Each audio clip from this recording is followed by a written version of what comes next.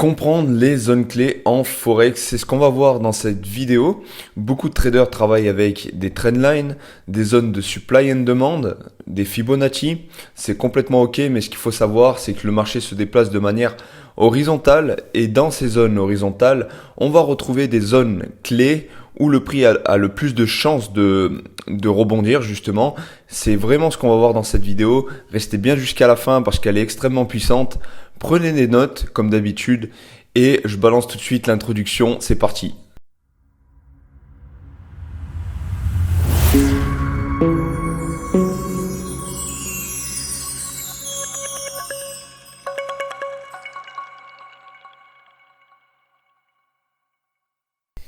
Ok, let's go. Donc nous voilà avec nos trois structures. Comme je vous l'ai dit, premièrement, on va analyser, on va identifier les key levels, donc les niveaux clés sur des structures en tendance. Le deuxième exemple, c'est des structures de retournement.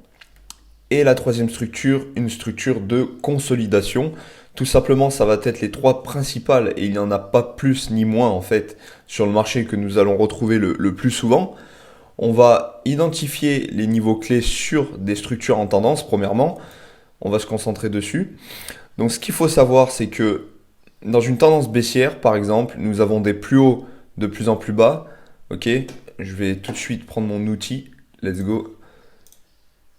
Des plus hauts de plus en plus bas et des plus bas de plus en plus haut. Ok, ça c'est ce qui constitue notre tendance baissière. Je vais tout de suite mettre ça comme ça. Hop. Let's go. Dans une tendance haussière, par contre, c'est la même chose, mais à l'inverse, nous avons des plus bas de plus en plus haut et des plus hauts de plus en plus bas. C'est pas vraiment le sujet de la vidéo parce que j'ai déjà fait une vidéo là-dessus. Par contre, ça va nous servir en fait pour justement identifier les niveaux clés, c'est toujours bien de le rappeler. Et ça, c'est ce qui va constituer notre tendance haussière. Parfait. Donc une fois qu'on comprend ça, on n'a pas besoin d'aller chercher plus loin. Ce que je peux vous conseiller, c'est d'oublier les trendlines. Je sais que ça va être difficile pour ceux qui ont l'habitude de les utiliser. Je dis pas que c'est mauvais. Par contre, je dis que c'est plutôt un piège de débutant. Même si des traders professionnels utilisent des trendlines, ils sont sûrement expérimentés et ont sûrement backtesté leur stratégie de nombreuses fois. Par contre, ce que je sais, c'est que les trendlines, c'est un piège parce qu'il y a souvent des fausses cassures. Et c'est pas parce qu'une tendance casse justement une ligne de tendance avec des points de contact que le marché va potentiellement se retourner. C'est justement l'importance de cette vidéo, c'est pour démontrer les niveaux clés. Et les niveaux clés, c'est nettement plus important que les trendlines, concrètement. Donc je vais juste supprimer un petit peu au fur et à mesure pour pas que ça soit trop brouillon. Premièrement, dans une tendance baissière, on va pouvoir avoir un niveau clé, ok, qui va être le plus bas, de plus en plus bas. Donc je vais tout de suite, à chaque fois j'oubliais, hop, voilà. Ça, c'est un niveau clé, premièrement. Pourquoi? Parce que c'est tout simplement une pattern de cassure. Regardez, le prix a cassé la structure, ok? Puis est venu le retester. Ça, on le voit de nombreuses fois sur le graphique. Par contre, est-ce que c'est vraiment le niveau le plus puissant de la tendance? Je ne pense pas. Le niveau le plus puissant de la tendance, c'est tout simplement le dernier plus haut de plus en plus bas. Celui-ci. On va souvent voir, d'ailleurs on verra des exemples juste après, on va souvent voir que le marché va partir, va casser en fait le dernier plus bas, de plus en plus bas, va retourner ici, et c'est là le piège. C'est là le piège, pourquoi? Parce que pour ceux qui travaillent avec les trendlines, en fait, ils vont voir que le prix a cassé cette trendline, ils vont voir un pullback sur cette trendline, ok, ici. Je vais juste changer la forme de la flèche. Let's go. Hop. Voilà. J'aime bien que ça soit carré. Et là, ils vont prendre un achat, juste ici. Sauf qu'en réalité, ce qu'ils ne savent pas, c'est que ce niveau, ok, le dernier plus haut de plus en plus bas, c'est un niveau ultra puissant, vraiment. Pour ceux qui travaillent avec les points pivots, je sais que c'est pas un indicateur connu, mais la plupart du temps, les points pivots se situent au niveau du dernier plus haut de plus en plus bas ou du dernier plus bas de plus en plus haut de la tendance haussière. Et c'est un niveau extrêmement puissant, clairement. Je me sers pas des points pivots parce que tout simplement je n'en vois pas l'utilité puisque les niveaux clés je les connais de tête. C'est pour ça que je vous les montre dans cette vidéo. Et ce qu'il faut savoir c'est que c'est un niveau ultra puissant, ok. Donc en gros je me perds un petit peu, je suis désolé. C'est que les gens qui travaillent avec les trendlines vont voir que le prix a cassé, sauf qu'en fait ce que fait le prix, il va former un double top comme ça, donc un retest profond, ça s'appelle, au niveau du dernier plus haut de plus en plus bas. Et là, le prix va partir, continuer sa tendance. On va tout de suite voir des exemples après. Et pareil, dans une tendance haussière, on va tout de suite mettre les graphiques. Les niveaux clés, bah, ça va être tout simplement un plus haut, de plus en plus haut, ok, parce que c'est une cassure plus un retest, ça on le voit de partout, et c'est pas plus compliqué que ça, hein. Ça paraît très théorique, et il y a beaucoup de personnes qui vont vous dire que ça se passe pas comme ça sur les marchés, mais en fait ça se passe comme ça, c'est juste qu'il y a les bougies et les mèches qui se rajoutent, donc c'est vrai que ça fait un peu plus brouillon. Et ce qui va être idéal, c'est de rentrer au bon timing, ok. Comment identifier que le niveau va être plus intéressant dans un dernier plus haut de plus en plus haut, ou le prix a des chances de retourner sur un dernier plus bas de plus en plus haut, ça je vous le montrerai durant une prochaine vidéo. Parfait, on continue. Et donc ce qui va se passer, c'est que concrètement, le prix va revenir sur le plus bas de plus en plus haut, le dernier, ok, et il va tout simplement former un double bottom, si on peut appeler ça comme ça, ou un retest profond encore une fois, et va partir continuer sa tendance. On va tout de suite voir des exemples sur le graphique. Parfait, on continue. Je vous ai trouvé un joli exemple sur GBP/JPY. Donc on peut apercevoir sur du 4 heures que voilà, nous avions une tendance haussière. Et ce qui s'est passé, c'est que la tendance a cassé la trendline.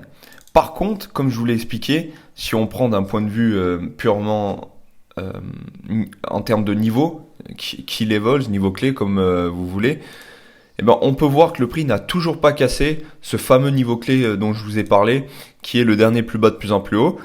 Hop, on peut voir que là on a un sommet, un creux, bon ça l'a fait deux fois, c'était plutôt un range hein, si vous regardez, un creux, un sommet, et il est revenu sur ce fameux niveau clé, et au lieu de continuer sa chute, puisqu'il a cassé la trendline, qu'est-ce qu'on peut voir? On peut voir tout simplement que le prix a continué sa tendance haussière. Super puissant comme niveau, vous le verrez, ça se fait la plupart du temps sur les graphiques. On pense souvent que c'est un retournement, or ça ne l'est pas, donc toujours soyez l'ami de la tendance, tradez avec la tendance, et rappelez-vous que le dernier plus bas de plus en plus haut d'une tendance haussière va être puissant. On va tout de suite voir un exemple sur une tendance baissière. Parfait, on se retrouve pour l'exemple de la tendance baissière. Comme vous pouvez le voir, encore une fois, la trendline a été cassée à cet endroit-là. Il est venu retester. Par contre, si on regarde d'un point de vue niveau clé, on est toujours sur le plus haut de plus en plus bas, le dernier. Là, on a eu une fausse cassure, ça arrive.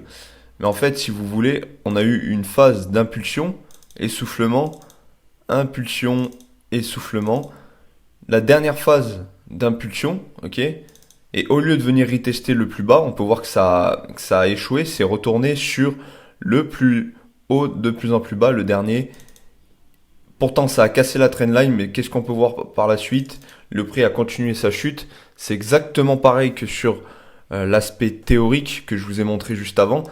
Vraiment, prenez conscience de ça, ajoutez ça dans votre trading. Je peux vous assurer que vous allez voir la puissance. Par exemple, si vous avez l'habitude de perdre sur des trades de retournement au niveau des tendances, au lieu de prendre des retournements parce que la tendance a été cassée, si vous êtes en tendance baissière et que le prix revient avec des mèches par exemple et des bougies de retournement sur le dernier niveau clé dont je vous ai parlé, essayez de prendre de la vente dans cet exemple-là plutôt que de l'achat.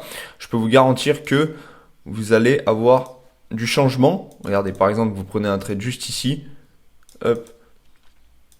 Je peux vous garantir que si vous implémentez ça au sein de votre analyse technique, vous allez progresser, vraiment.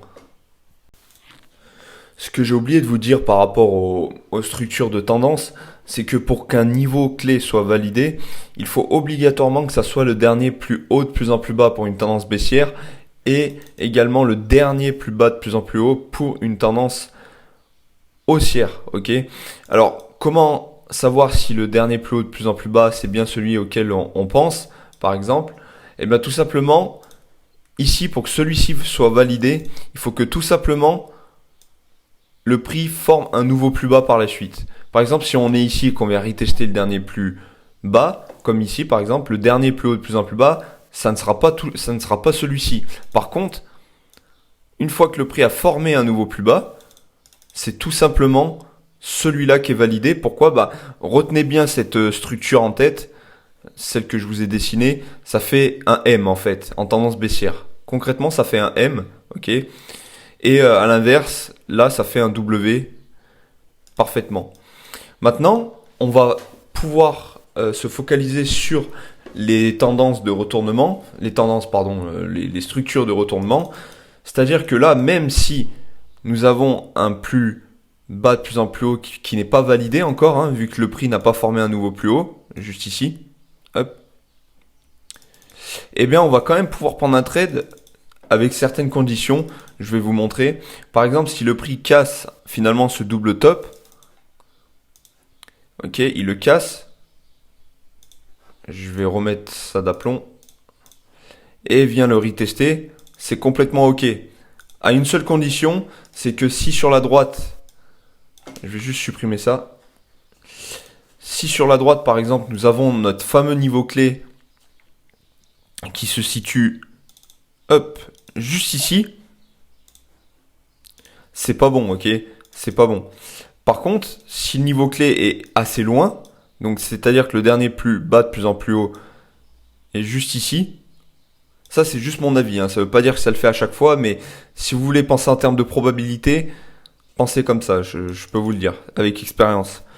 Si votre niveau clé est assez loin, donc le dernier plus bas de plus en plus haut, là on peut prendre un trade. C'est complètement ok, on peut prendre un trade juste ici, hop,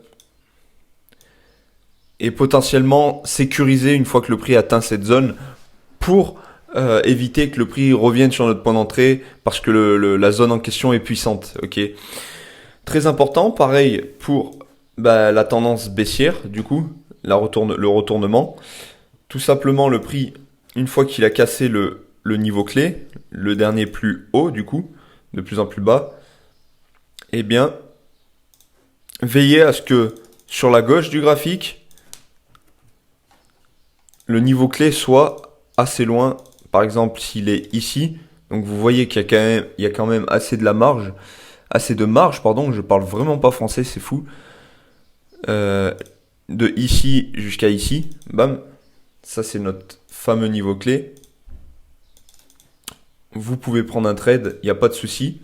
Par contre, s'il est trop proche, que vous n'avez pas le temps de sécuriser, hop, là vous voyez qu'on a largement le temps. Par contre, s'il était trop proche et qu'on ait un aspect risque, reward trop faible, prenez pas le risque. Je peux vous le garantir, prenez pas le risque. On va tout de suite voir des exemples. On va passer sur le graphique comme d'habitude. C'est parti. Nickel, on se retrouve sur le graphique comme d'habitude. On peut voir un exemple d'un retournement d'une tendance haussière. Alors, je vous l'accorde, c'est pas le plus bel exemple que j'ai pu vous trouver, mais ça vous aidera à habituer vos yeux. Nous avions une phase d'impulsion, ok, juste ici, la création d'un plus haut de plus en plus haut, ensuite la formation d'un plus bas de plus en plus haut, et ça c'est notre dernier plus bas de plus en plus haut, ok. Pourquoi? Parce que la dernière phase d'essoufflement, elle est assez loin, et ici on peut apercevoir, eh bien, une sorte de double top, très dégueulasse, je vous l'avoue. Et en fait, à partir du moment où le prix a cassé le niveau clé, donc appelez-le comme vous voulez, hein, un plus bas de plus en plus haut, ou la ligne de coup du double top, eh ben, on peut voir qu'on a suffisamment d'espace jusqu'à notre dernier niveau clé. Hop, le dernier niveau clé qui se situe juste ici, du coup, vu que c'est notre dernier plus bas de plus en plus haut. Let's go. Et là, c'est complètement ok de prendre un trade. En plus, vous voyez, on a un petit pullback. Ok, parfait. c'est complètement ok de prendre un trade. Et on peut voir que le prix a bien réagi au niveau clé, hein. Juste ici, il n'avait pas réagi au niveau. C'est-à-dire que le niveau en question, il est puissant, ok? Il est puissant, vraiment. Je suis tellement content de vous faire cette vidéo parce que moi, elle m'a aidé par le passé. Ce genre d'informations m'ont aidé par le passé parce que tout ce que je vous transmets là, ça vient pas de moi, ça vient de mon mentor, ok, qui est anglais, pardon. J'allais dire anglophone. C'est pareil. Et je veux absolument te faire découvrir à la communauté française parce que je l'ai vu nulle part, hein. Je l'ai vu à aucun endroit, sur aucune chaîne YouTube française, donc vraiment puissant. Et ça m'a énormément aidé. Pour vous donner une idée, ça faisait 1 an que je faisais du trading. Et en l'espace de 3 4 mois, j'ai plus progressé que dans ce laps de temps de 1 an. Imaginez un peu, grâce à ces informations de base, parce que tout ça c'est les fondamentaux en fait, tout simplement. Let's go. Repérez bien cette structure, hop, et une fois qu'on a notre double top, veillez bien à ce que le dernier niveau clé soit assez loin pour prendre un trade. Par contre, rien ne vous empêche, par exemple pour une structure de retournement qui ne forme pas un double top, pardon, hop, je vais tout de suite le mettre juste ici pour l'exemple, hop, let's go. Une fois qu'on a cassé ce niveau clé, ça c'est une belle structure, une belle pattern de retournement, ok? Pourquoi? Parce que ça c'est le dernier plus bas de plus en plus haut, comme je vous l'ai dit, de la tendance haussière, et on l'a cassé, et on est venu le retester. Là c'est génial pour prendre un trade. Je vous le garantis. Hop. Parfait. Écoutez, je vais pas plus passer de temps sur la structure haussière, on va tout de suite passer sur l'exemple de la structure baissière. C'est parti. Parfait, j'ai directement retrouvé un exemple. Il est vraiment magnifique celui-ci. Alors, encore une fois, c'est une question de visualisation et habituer vos yeux. Très important. Donc là, nous avons, vous voyez, une phase de tendance baissière. On a eu une phase d'impulsion, essoufflement, qui a formé un plus haut, ok, de plus en plus bas. Là, on a un creux. Puis on est revenu sur le dernier plus haut de plus en plus bas. Vous voyez, c'est la fameuse pattern, hein. Et on peut voir que même si on a cassé forcément une trendline ici, qui aurait pas été bien jolie, je vous l'accorde, bah, tant qu'on n'a pas cassé ce niveau clé, on peut voir que le prix est directement reparti en chute, hein. Et là, comme vous pouvez le voir, on a le dernier creux qui a formé un double bottom juste ici. Ça signifie potentiellement un retournement. Pour confirmer ce retournement, qu'est-ce qu'on peut faire? Ben, on identifie la zone clé, hein, qui est la ligne de coup, encore une fois. On peut identifier également des volumes. Ça, on le verra durant une prochaine vidéo, c'est très puissant. Volume, là, on peut voir qu'au niveau de la structure, on a cassé avec une bougie à haut volume haussier. Et on est venu retester. Et est-ce qu'on a la place, on a la marge nécessaire pour pouvoir risquer ce trade? Bien entendu, puisque le dernier plus haut de plus en plus bas, il est ici. Il n'a pas été reformé depuis. Et qu'est-ce qu'on peut voir, encore une fois? C'est que le prix y est allé sans trop de difficultés. Et une fois qu'il l'a atteint, on peut voir que qu'il a eu du mal à le casser, hein. Il a fini par le casser ici. Mais ce que je veux dire, c'est que c'est pas une zone d'impulsion comme ici. Ça, c'est tellement puissant, vraiment incroyable. Je suis tellement content, incroyable. Donc là, c'est complètement ok de prendre un trade. Hop, juste ici. Magnifique. Magnifique. Et pareil, je vais vraiment prendre le temps de vous faire les schémas. Pareil, si vous n'avez pas de pattern comme un double bottom, eh ben attendez tout simplement un gros signe de retournement. À l'inverse. Hop. Mince, si je sélectionne pas, ça va pas le faire. Que le prix casse le dernier plus haut de plus en plus bas. Et ensuite, ici, c'est ok pour prendre un trade. Let's go, let's go, let's go, let's go. Hop, parfait. Ça, c'était les deux structures les plus importantes. Donc, les structures en tendance et les structures de retournement. Maintenant, on va voir les tendances en range. Mais je vais pas y passer beaucoup de temps parce que c'est pas quelque chose que j'aime trader. C'est très risqué, d'accord? Mais on va quand même le voir. Let's go, on se retrouve sur le schéma. C'est parti, on va faire la dernière structure, la troisième et dernière structure qui est des phases de consolidation. Et tout simplement, là, on va pas devoir se prendre la tête, hein, clairement. C'est pas si compliqué. Les deux niveaux clés principaux, c'est tout simplement la structure la plus haute et la structure la plus basse. Ok, bam. Ça servait même à rien que je fasse deux schémas parce que ça revient au même. Sauf que on va prendre comme exemple au niveau du schéma du haut que le prix casse, ok, le niveau clé, ils viennent le retester et part finalement faire une tendance haussière. Et à l'inverse, on va prendre l'exemple de la tendance baissière. Le niveau clé, s'il le casse dans une tendance baissière, hop, il y a forte chance qu'il continue sa chute. Mais c'est beaucoup plus risqué. Pourquoi? Parce qu'on a souvent affaire à des fausses cassures. C'est jamais aussi parfait que ça. Par exemple, si je prends vraiment un schéma qui puisse représenter un range, la plupart du temps, bah, c'est tout simplement ça en fait. Hein. Hop, hop, voilà. C'est beaucoup plus dégueulasse, mais en gros, c'est la triste réalité du marché, hein, clairement. Ce que je peux vous conseiller, c'est de vous éloigner quand vous voyez ce genre de choses. On va quand même voir des exemples. Let's go, c'est parti. Donc voilà, on se retrouve pour un magnifique exemple. En plus, j'ai pu trouver un exemple avec une fausse cassure, donc c'est parfait. Donc là, pas besoin de lunettes, on va dire, pour identifier que la tendance elle est haussière. Hop.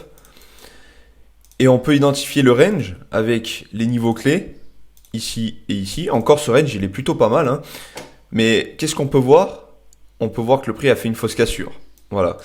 Une fois que la tendance, enfin plutôt le niveau clé du haut a été cassé, hop, qu'est-ce qu'on peut voir? Le retest et la continuation, tout simplement. C'est pas plus compliqué que ça, mais vraiment, quand vous voyez ce genre de configuration, restez éloigné, hein, vraiment. Dernier exemple pour la tendance baissière, toujours sur GBP JPY. On peut voir que bah, le prix a fait une phase de consolidation. On a le niveau clé, hein, juste ici. Et on a également un plus bas qui est l'extrême bas du range, si vous voulez. On a eu également une fausse cassure. Par contre, là, une fois qu'on l'a cassé, tout simplement, vous pouvez voir un retest, hein, si vous visualisez bien, une continuation. Alors, comment éviter les fausses cassures? Je vais peut-être faire une vidéo là-dessus parce que ça va se baser au niveau du timing, ok? Vraiment au niveau du timing, par rapport aux horaires de trading et aux bougies. Par exemple, là, nous sommes sur du 15 minutes, il va falloir se fier aux bougies d'H4, tout simplement. Et voilà. Bah, d'ailleurs, vous pouvez constater que la fausse cassure a été faite la nuit, hein, donc ça c'est plutôt pas mal. Et le marché a fait sa phase d'impulsion à l'ouverture de la session de Londres, donc ici, tandis que là c'était la session asiatique, concrètement, pas plus compliqué que ça. Hein. Bref, c'est pas le sujet de la vidéo. Écoutez, c'est la fin du coup de cette leçon. J'espère que ça vous aura vraiment aidé. Prenez le temps de regarder encore et encore. Surtout, ne pensez pas que c'est acquis, que vous saviez déjà tout ça. Vraiment, expérimentez-le. Et je peux vous garantir que les progrès se feront ressentir dans votre trading, vraiment. Écoutez, c'était un plaisir de vous partager tout ça, encore une fois. Ce que je peux vous dire, c'est prenez soin de vous. Et moi, je vous dis à la prochaine. Ciao, ciao.